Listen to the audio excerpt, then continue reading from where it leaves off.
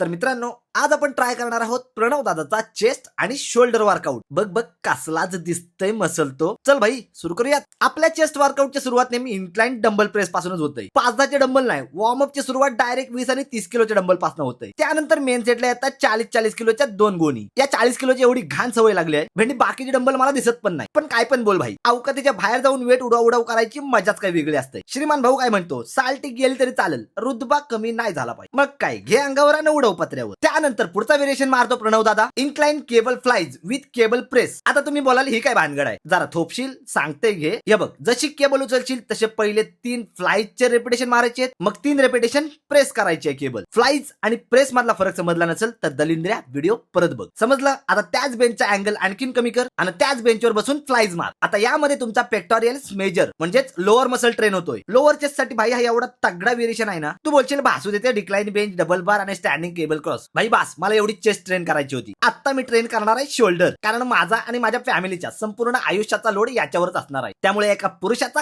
खांदा मजबूत असणं सर्वात जास्त गरजेचं आहे. इथं पण आपण काय ऐकलं नाही, 40 किलोच्या खाली वारताच कर नाही. अचानक भयानक कुठून तरी उगम पावलेल्या जबाबदाऱ्यांना अचानक कसं हँडल करायचं याची ट्रेनिंग चालू आहे भाई. त्यामुळे तुमचा एक मोठा भाऊ म्हणून मी तुम्हाला एक छोटीशी ऍडवाइस देतो. बॉडी बनली म्हणून 4 पोरींच्या फ्लेक्स मारण्यापेक्षा वाईट परिस्थितीत आपल्या फॅमिली मधला एक जबाबदार पुरुष बनण्याचा अभिमान बाळगा. ए अभिमानी बाळा, ये आता स्मिथ मशीनवर अपराईट रो मार. झालं पण चल मग आता वेट वाढव आणि त्याच मशीनवर तिथंच श्रग्स मारायला घे. श्रग्स मध्ये मी व्हॉल्यूम वाढवलाय कारण माझा ट्रॅप मसल थोडा वीक आहे. सेम मेथड तुम्ही पण तुमच्या कुठल्याही वीक मसल साठी घेऊ शकता. जो मसल वीक आहे त्या पर्टिक्युलर एक्सरसाइज मध्ये व्हॉल्यूम ऍड करा. चला आता टी शर्ट काढा आणि पोजिंग मारा. भाई कशा दिसतंय तर गा, नुसते धागे दिसतात अंगावर नाही. मग साला आपला वर्कआउट तसा असतंय. बाकी आज आपली बॉडी कशी दिसते कमेंट मध्ये नक्की कळवा. व्हिडिओ आवडला असेल तर लाईक करा आणि हा वर्कआउट नक्की ट्राय करा. व्हिडिओला लय बेकार शेअर करा आणि अशाच आणखीन मजेदार वर्कआउट रुटीन साठी आपल्या भावाला फॉलो करा. तोपर्यंत आलोच पुढचा वर्कआउट घेऊन.